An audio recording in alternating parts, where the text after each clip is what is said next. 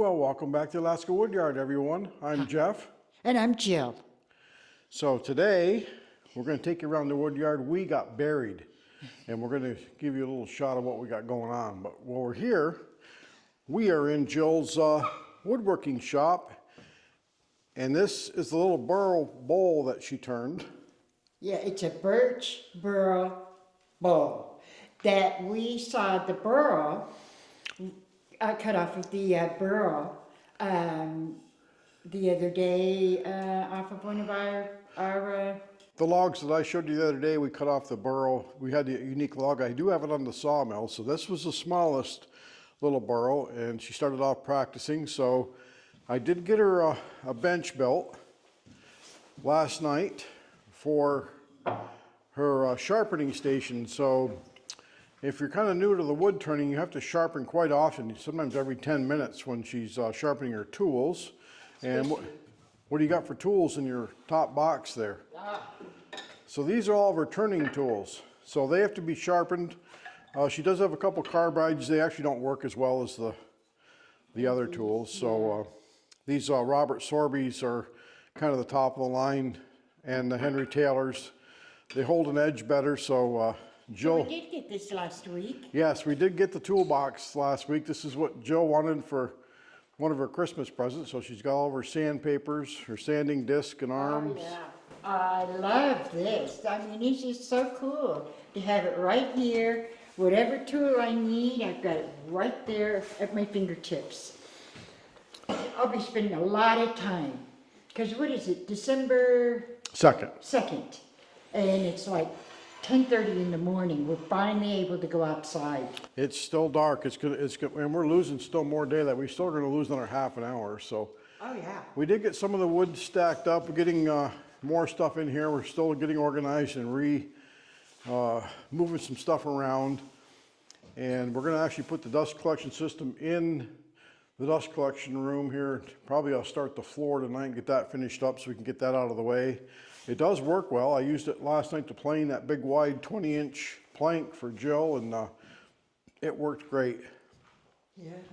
So we had some snow yesterday. We did get buried, but I don't know, how long did it take you to just plow a couple of paths? I was a while out there. We didn't get as much snow as Joe did in Ohio, or as you've seen maybe Dan this morning, he got swamped out there. So those guys they're buried in 4 or 5 inches of snow. And we have got, show them what we got. We've got almost a ½ inch. Oh, not even an eighth of an inch. It's thick. So are we going to shut down for the winter? I don't know if I can work outside until about May when it all melts. And you can see what we're wearing for clothes. It is 34 this morning. Yeah. No snow, but what we got buried in this weekend was wood orders.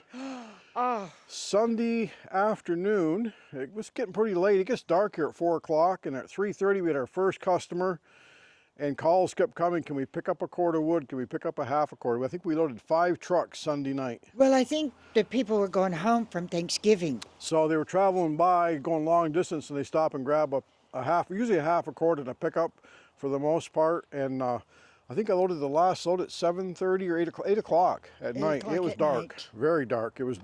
We loaded 4 out of the 5 loads in the dark, so which is good. So we'll take you out here to the yard, and yeah, you can see I had to plow. I got my boots on. At least I'm not wearing Mechalux yet. For anyone who doesn't know, that's usually boots that are made out of seal skin.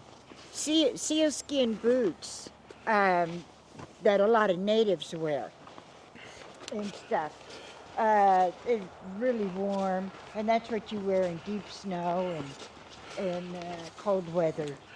So I don't know if you can see over there in the back of the 550, we have a big cord of wood. That's to finish up our piles, and then I got to take the snowblower in. It's going to be, I'm going to have to use this year. This year, I know.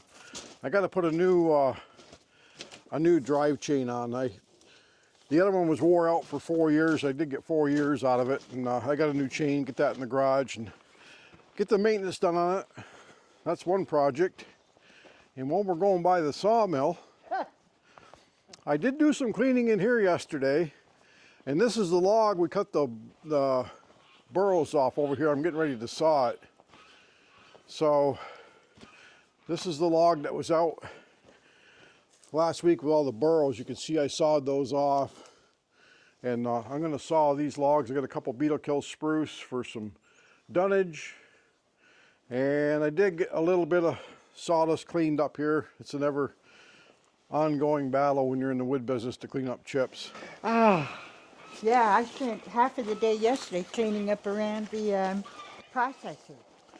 So, yeah, and the windbreak is working. We have a wind picking up. I can see the flag moving, and you can see King Mountain off in the distance there. So it's almost 11 o'clock. You can see the sun over behind the mountain trying to come through.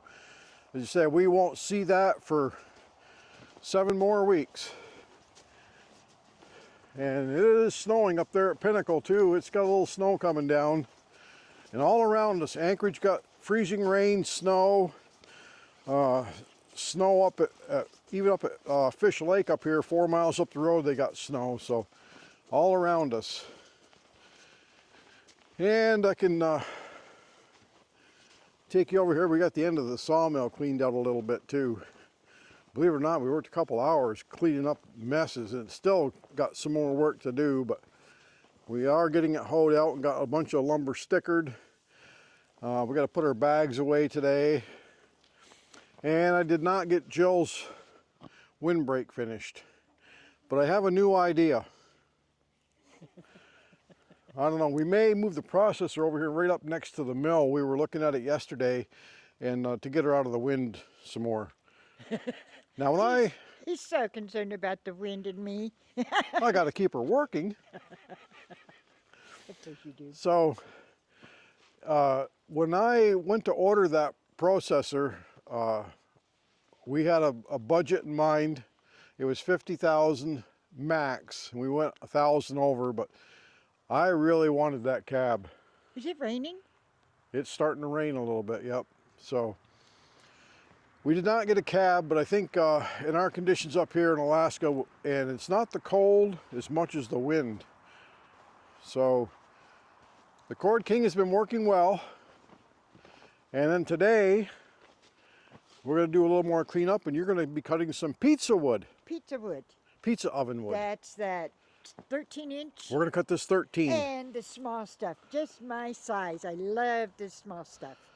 So we got about 3/4 of that to put up, and then let's take you over here to, we got our piles straightened out from the earthquake. There were a couple that were tipped, and we got cleaned up here a little bit. Doesn't look too bad. I think we have 20 cord of dry left. We're getting down there on the dry wood. And then I don't know how many cord of fresh cut we have piled up. We got a little bit more to pile. Then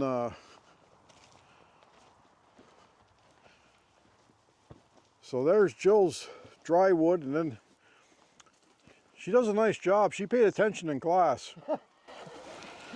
None of mine tipped. And I think if you've been watching our channel for a while, you saw Pete come up with a Eastman made 511 last year. He is so amazed at Jill's wood stacking, he's interested in the class.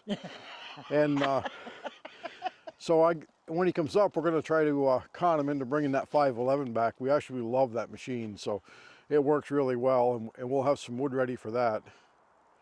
So to give you a little overview here, I don't know if you can see in the camera, we've gotten 1, 2, 3, 4, 5, 6, 7, 8, 9, 10 full cord of fresh cut. So yesterday, you can see the fire, I don't know if you see it down back there. We'll take you down by the fire. We burned pallets for half the day. Ah, yes. So the good pallets we have, they're softwood, but they're kind of heavy. They work okay. Most of those pallets don't last well for us in the firewood, but if we're stacking on here and doing it this way here, they work pretty well. But off the processor and trying to scoop them up with a tractor, doesn't work that well. We break a lot of pallets, and we're trying to be careful with them, but they get smashed up. And take you over here to the pizza wood. There's a couple broken pallets here. We'll show you. But didn't I do a good job plowing, Jill? Great job. Did you pick up more stone and dirt than snow? That's my question. Well, bark chips, but you can see right here what happens to the pallets. They get broke up from, I mean, we try not to run on them with a tractor or anything. We just try to be careful as we can, but they still get busted up some. And what do you got hidden in here? Oh, I have my bundlewood, beetle-killed spruce, trying to keep the snow off of it. So this one here, I stacked. she stacked it in, and I threw it in that one. We see who the stacker is and who the thrower is. Unlike Shifty, we're prepared. We had our tarps over everything that we needed to tarp up. Jill's got her bundle wood tarped. That We have wouldn't her- fit in there, yeah. We have all of our bundle wood covered up, so our stuff didn't get covered in snow like some of the other channels we've seen get buried. Well, we've had a little bit of time. Yeah, we've This had. is about a month and a half late on any kind of snowfall. And just the idea that we've had the time and the energy to run around and try and clean up, pick up as much as we can before the snow gets here. And it's still snowing on me. But, you know, so we're able to keep it somewhat clean, tidied. Yeah, it's helped a lot. We've got, well, we've got a lot of logs out front to pick up yet too. We've got quite a few here. We'll take you down to our mess down back here and show you our little bonfire we got up against the hill. We burn a lot of pallets and wood chips. We sell wood chips too. We save a lot of scrap off that processor, and people actually buy it. And we got so much of it, That we had to start. we had to burning. start burning it. So Yeah. It just got to be too much. So this is some old scrap lumber. Yesterday we burnt some stumps and slab wood, and we cut a lot of slab wood cut up, but we had so much, so we burn all that, and then we burn our trash in those barrels when there's no wind. So up against a big rock ledge and a little bit of snow and no wind, we can burn. So you're going to get started moving some sawdust around. I am. And we get that under cover. We try to keep it under cover for our customers. I got to move it out of the sawmill and over in the other side, and then we're going to put Jill's bundle wood inside. I have room now. Get the lumber cleaned out of the mill and get that set in there.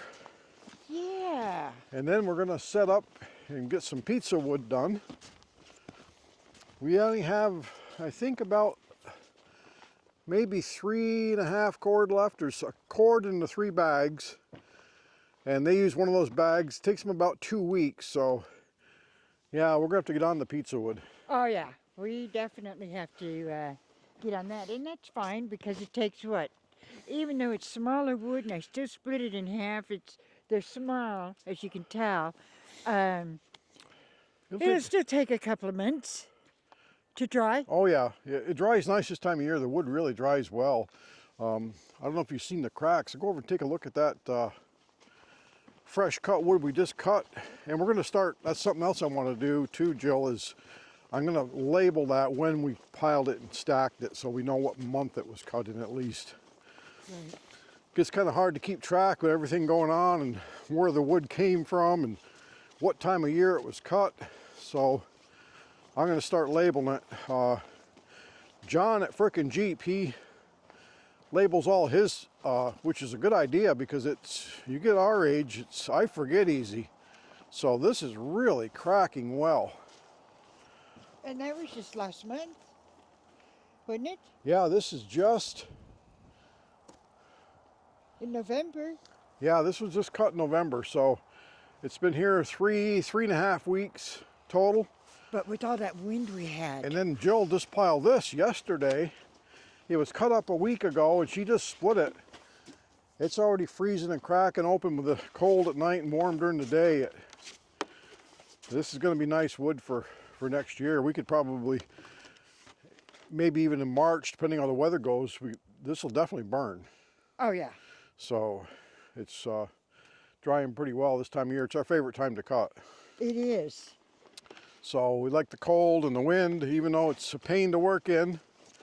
And come Friday, I think it is. This is Tuesday. You'll see this tomorrow on Wednesday. Friday, it is going to be a cold snap. We're talking single digits during the day. So it'll be below zero here. And when those snow, if we don't get some snow, there's going to be a lot of frozen pipes because a lot of newcomers, our pipes are buried 10 feet deep. If you're interested, everything is down 10 feet is what they recommend in Alaska. Now we've had a lot of mild winters down in Wasilla where we're getting our wood. We see some water lines going in at 5 and 6 feet. Oh, yeah. That's fine if they have some snow, but this time of year with the wind blowing and cold, and we had a lot of rain this fall. No snow. This frost is going to go down. It was already froze here a month ago down 24 inches, so I wouldn't be surprised now in places the frost is already 3 to 4 feet deep already. So it'll go down, and if we get some cold weather, no snow, it'll drive it even deeper. Yeah. So there might be some frozen pipes. And then the other thing I'm thinking of it too, Jill, is on the earthquake last week. We said we had muddy water, dirty water in our well, and it did clear up. And that is kind of normal for a pretty big. It was more like sand. Yeah, kind of a big shaker that shakes the rust out of the inside of the pipe. But what we have is we always try to be prepared. Here in Alaska, but everywhere really. It doesn't matter if you're in North Carolina with a flood or anywhere you are, kind of got to be prepared a little bit to have a little extra food on hand. What we have, the most important thing is water. Right. And we have 2 little portable water purifiers. You can actually set this thing down in a mud puddle and pump it out and drink the water. And how I first come across them is a friend of mine, Marty, took me hunting. Probably, it was 12 or 13 years ago. We were way back up in the bush and no drinkable water for 5 days. I mean, you can't drink it out of a beaver pond.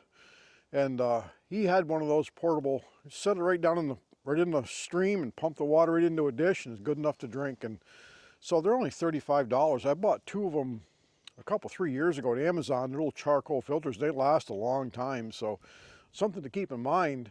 If you're living in an area, if you're maybe in Wyoming or somewhere out a little bit more remote up in the woods and you're going to be out of power, no water, that's a good thing to have. So, and we don't have a lot of dried meals. I have a few from hunting, but like the mountain house, I guess they are dried meals. I have a few from left over from hunting, but we have enough food to cook if we can't get to the store. So, and it could be stormy weather, blizzards. Isn't it icy now going to Anchorage? Yeah, it's glare ice, so that won't stop anybody for only a few days. But if you had a severe storm where you're snowed in and they lose power, or you're not apt to have an earthquake in the lower 48, now you're in California, but I guess you had a little small one in New York up where I was from there a couple days ago, I guess it was a 3.0, which is, we've probably had 2 of them since we've been on videoing this. Right. So there's hundreds of earthquakes a day in Alaska, and most of them just go totally on, whoops, got a little wobbly with my camera. Okay. And you're the professional cameraman. No, not professional. So you always see Jill doing the work and I'm doing the filmings because, one, she's a better worker. No.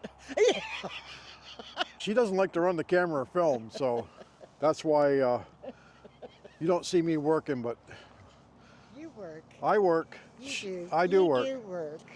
It may be in the tractor where it's nice and warm, or in the summertime when it's nice and cool with that air conditioner and I'm out here sweating bullets. You're still working. Yeah. Well, this wood doesn't get in the yard by itself. I do bring in all the wood. We had Buzz drawing a couple load this year, helped us out, but all the wood I go get and haul and bring in, so. But even after having the Cord King, for a year and a half now. I have to say, I still thoroughly enjoy getting on it, operating it.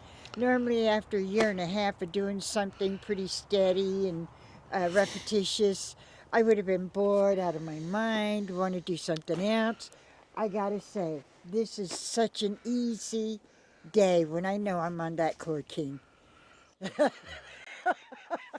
So, and if you pass our wood stacking classes, you get a day on the Cord King too. It is a lot of fun to run. I jump on it, not every day, but I No. don't mind jumping on. Jill take off and go get a break and a cup of coffee, and I'll just jump right on and keep going. I like running it too. It's just she prefers it, and Yeah. it's very easy to operate, and you're doing two things. It's almost like you're running a chainsaw and get to watch it split, and the splitter's right there beside you, and Right. something about it, it's just relieves a lot of stress, I guess. On something about it, I guess. It is. As long as you keep feeding me the logs, I'm So, good. yeah, and it's just a repetition, but you, oddly enough, don't really get bored with it. It's, Yeah, I don't, yeah. so it is work. There's more work than cleaning up than there is Yes. getting the wood ready, and then stacking it. It's my back. It just kills me to watch Joe with. I can't bend over like that. My I back would. don't mind stacking. That almost is therapeutic. Knowing that it's going to look nice when I get done.